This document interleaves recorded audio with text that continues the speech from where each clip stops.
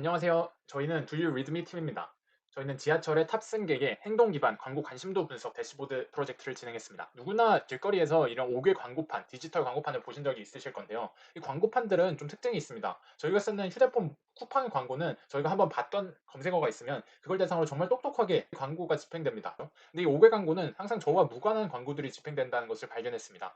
그래서 저희는 이 5개 광고가 타겟에 대한 데이터가 부족하다라는 모바일, PC와 다르게 이런 한계점이 있다는 것을 인식하게 되었습니다.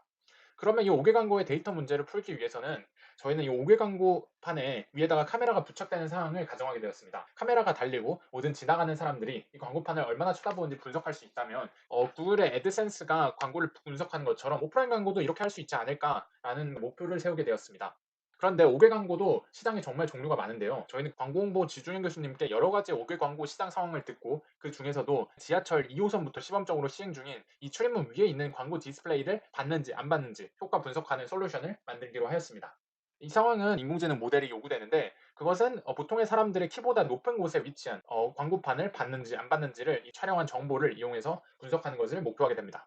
이를 위해서 이렇게 6명이 모였습니다. 국민대 소프트웨어 학부 4학년 6명의 팀원이고요. 인공지능 AI 개발자 2명, 그리고 서버 개발자 2명, 프론트엔드 개발 및 디자이너 2명 해서 총 6명이 모이게 되었습니다.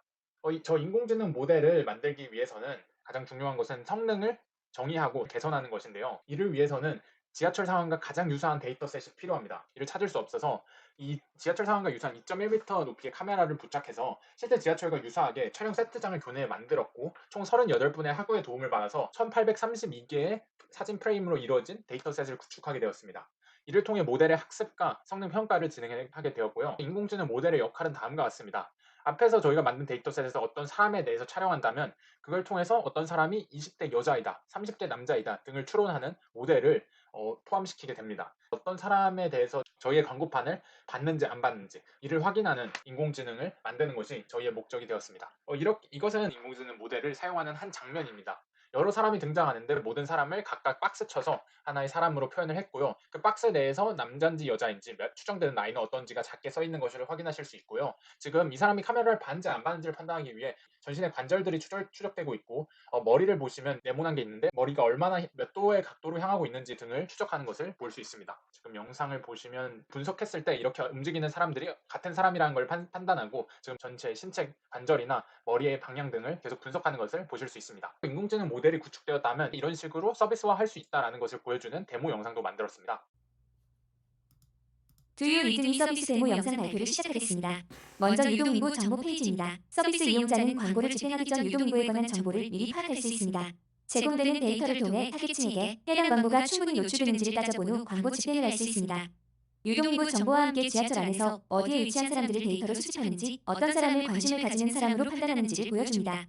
서비스를 이용하기 위해서는 광고 등록을 해야 합니다. 광고 선택, 광고 집행일자, 광고 타이틀과 설명을 입력하는 간단한 절차로 손쉽게 광고 등록이 가능합니다. 이렇게 등록한 광고는 히스토리에서 광고 상태와 함께 확인 가능합니다. 등록한 광고를 관리자가 승인하면 대기 중이었던 광고 상태가 변경됩니다. 분석된 데이터는 대시보드 형태로 제공되며 집행 날짜별로 선택하여 해당 일자의 데이터를 볼 수 있습니다. 인구수 대비 관심 인구가 몇 명인지, 한 사람당 얼마나 오랫동안 시선을 고정했는지 등을 알 수 있습니다. 또한 시간대별로 얼마나 많은 사람들에게 광고가 노출되는지와 관심도를 확인할 수 있는 그래프를 제공합니다. 타겟층의 정보를 분석하는 인사이트 또한 제공합니다. 광고 타겟층의 성별, 나이대를 선택하면 해당 타겟층에 대한 정보를 제공합니다. 타겟층의 20대 여자에게 광고가 얼마나 많이 노출되는지, 타겟 중 몇 명이 이 광고에 관심을 가졌는지를 알 수 있습니다. 타겟층에 대한 정보 외에도 전체 집행 기간 동안 수집 분석된 정보를 볼 수 있습니다. 이상으로 두유 리드미 서비스 데모 영상 발표를 마치겠습니다. 그리고 이것이 실제 사업화된다면 개인정보 이슈가 사실 가장 큰 문제입니다. 그래서 저희는 이것이 상용화된다는 것을 좀 확인하고 싶었고 AI라는 스타트업의 사례를 가져왔습니다. 이것은 실제 상점 같은 곳에 CCTV 영상을 분석하는 스타트업인데요. 실제로 지금 서비스를 진행하고 있고 CCTV 영상을 통계 데이터로 바꾸는 것에 대해서 개인정보보호법 제28조의 제1항을 따라서 가명 정보를 처리한다라는 사례라는 법적 조항에 의거해서 지금 가명 데이터로 보관하고 활용하고 있는 것을 확인했습니다.